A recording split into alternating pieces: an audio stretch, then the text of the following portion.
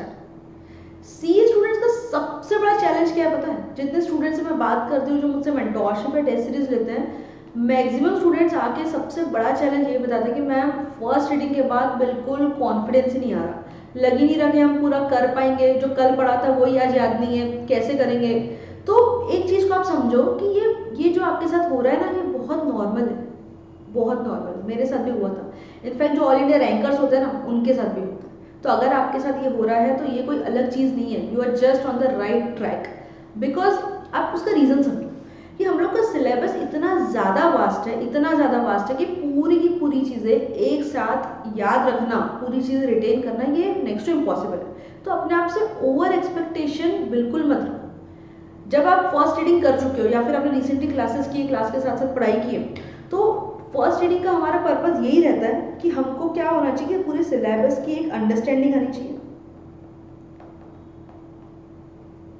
पता चलना चाहिए कि कौन कौन से कॉन्सेप्ट्स हैं। सारे कॉन्सेप्ट्स को आपको बहुत अच्छे से समझना है। नंबर 2, क्वेश्चन आंसर की प्रैक्टिस करनी है और थॉरली पता चले कि सिलेबस में क्या क्या है। पूरा की पूरा सिलेबस आपको समझ में आना चाहिए कि क्या क्या सिलेबस में कवर्ड है, कौन कौन से कॉन्सेप्ट है, कॉन्सेप्ट का मतलब क्या होता है, क्वेश्चन आंसर की प्रैक्टिस होनी चाहिए। तो फर्स्ट रीडिंग का जो पर्पस है वो सिर्फ इतना ही है।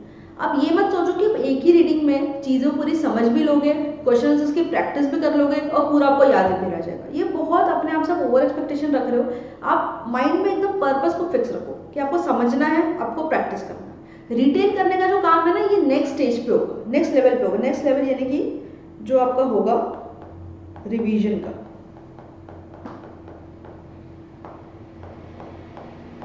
फर्स्ट रीडिंग का काम ही है कि आप सिलेबस अच्छे से समझ लो।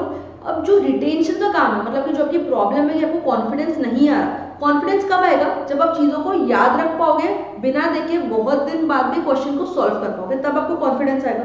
अब कॉन्फिडेंस कब आएगा? जब आप चीज़ों को याद रख पाओगे। चीज़ों को याद आप तब रख पाओगे जब आप उसको रिविजन करोगे। तो ultimately revision is the key. जितना ज़्यादा बार आप रिविजन करोगे उतना ज़्यादा चीज़ों को याद रख पाओगे। तो ये आप समझ लो कि first reading is just to know the syllabus, understand the concepts and practice question answers.